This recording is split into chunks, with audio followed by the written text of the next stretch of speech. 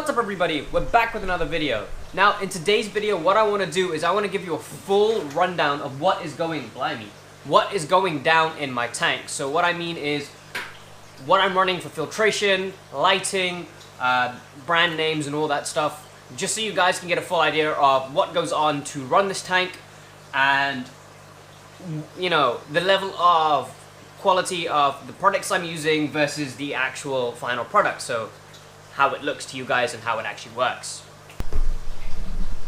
So before we get into today's video, please go ahead, leave a like, subscribe, ding the notification bell, and go ahead and follow me on Instagram, where you guys will be up to date on everything that's going on here in the fish room. So let me go ahead and start off with the tank. The tank is 7 foot long, 2 feet wide, 2 feet tall, and it comes from ND Aquatics. It has sliding lids, and this thing is built like a bullet. Inside the tank, we're not using any sort of specific substrate. We're using Wix tiles, a foot long by a foot long. They're about, I think they're gray tiles. They're about 13 pounds for 14 tiles, something of that sort. They weren't too expensive. And the reason why I chose tiles was because it does, with monster fish, you get loads of waste, and I don't want that waste to be sitting in the water. I want it to be out and into the filters where it can be broken down and all that ammonia that it's going to produce can be neutralized, essentially. Next, what we have is, we've got some lava rock behind me. This lava rock is, again, part of that biological media. It's twofold. Firstly, it was for the Paku and the albino gourami to have sort of a block. I did have it standing up a bit higher, but they knocked it over, so it's now down on the ground, and now it's a hiding place for my ripsaw catfish. But yeah, it's a very porous material, so it allows bacteria to grow in it. I don't know how well it grows in the water itself. I'm assuming it should still do fine in the water, because sponge filters work in the water. So it's just that extra level of filtration. As you can see, I've got some air stones in the back, long ones that sit on the back.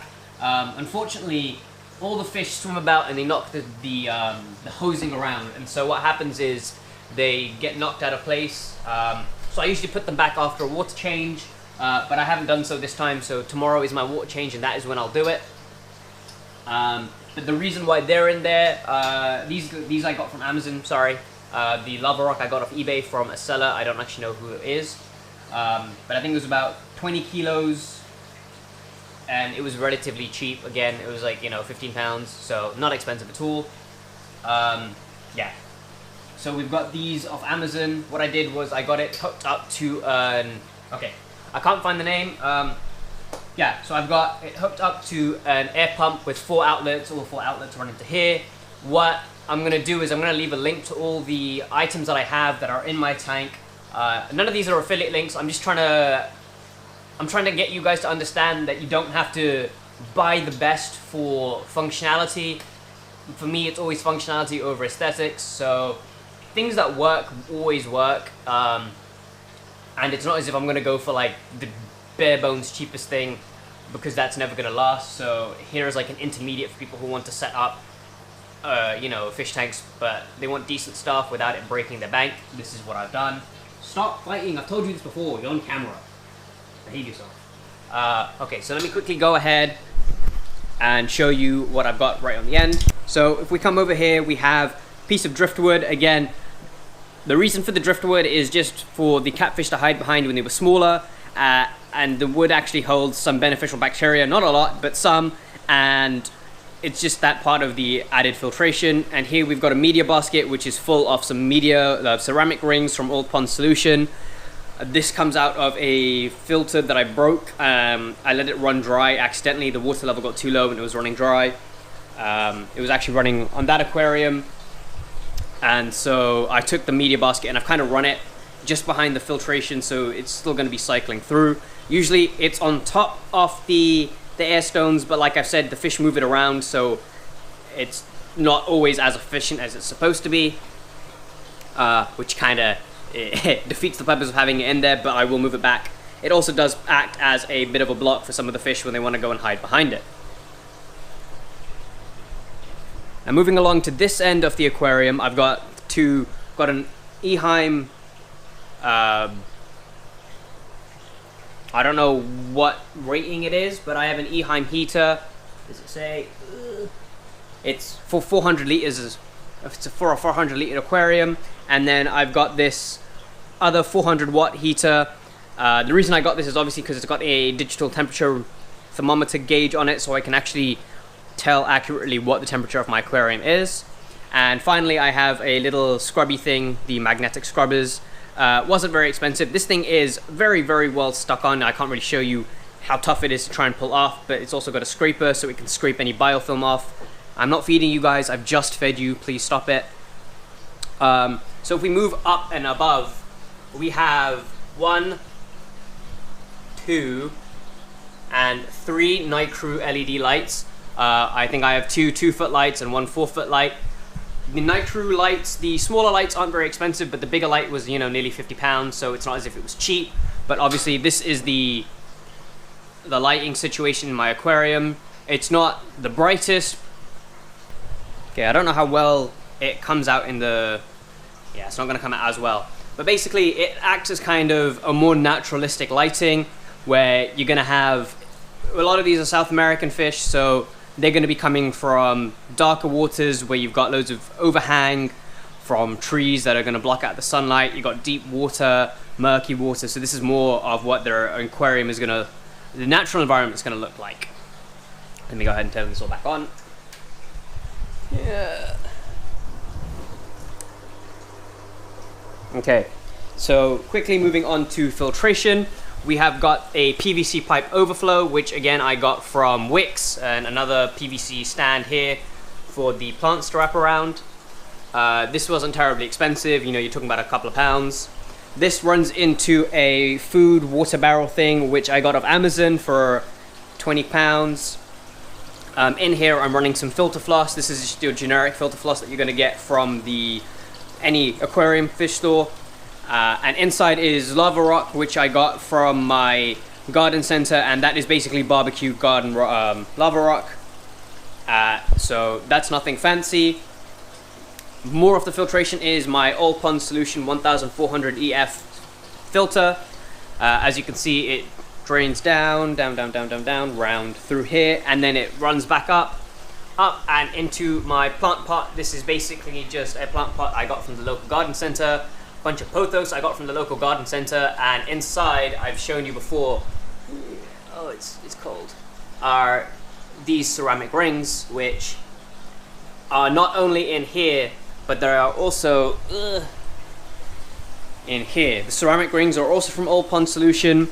I got, it was 8 kilos for £30, so it wasn't too bad. And it just helps boost the filtration. Oopsie daisy. And finally, from the bottom of the barrel, there is an All Pond Solution 3000 litre an hour pump that pumps through an FX6 pipe back into the return. So yeah, it's a very big mishmash. I don't have any sort of... Oh.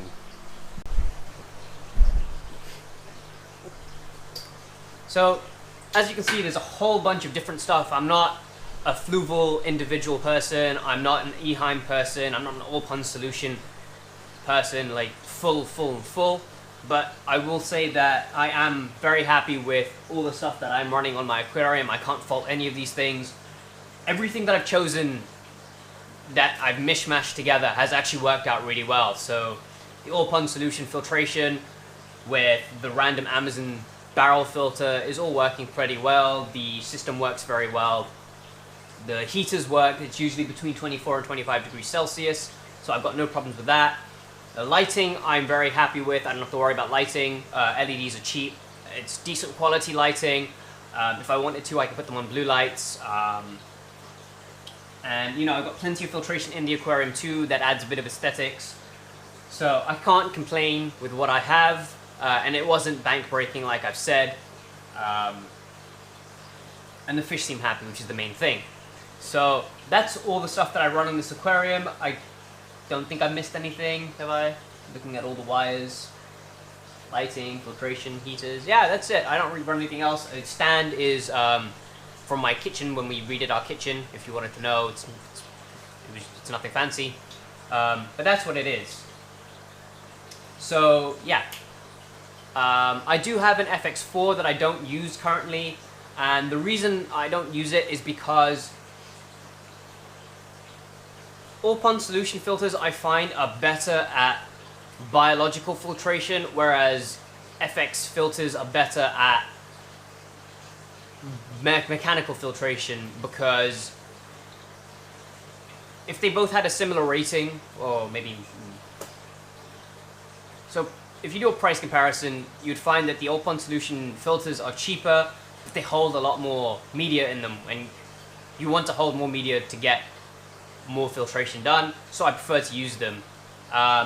It's not to say that FX filters are bad, it's just that I was lucky enough to get mine quite cheap, so price for me wasn't really an issue with that. It's just that priming it and all that is quite difficult. I don't get it right, and it leaks at the moment, so I need to get the right O-ring, which I've never got around to doing. But once I do that, I will hook it up to one of my other aquariums, because extra filtration is always good. I've said this in the past. I always have at least one extra filter running on one of my aquariums at any time, just in case I need to jumpstart a new aquarium or something goes wrong in one of my other aquariums. I've got an extra piece of equipment, and I'm using it.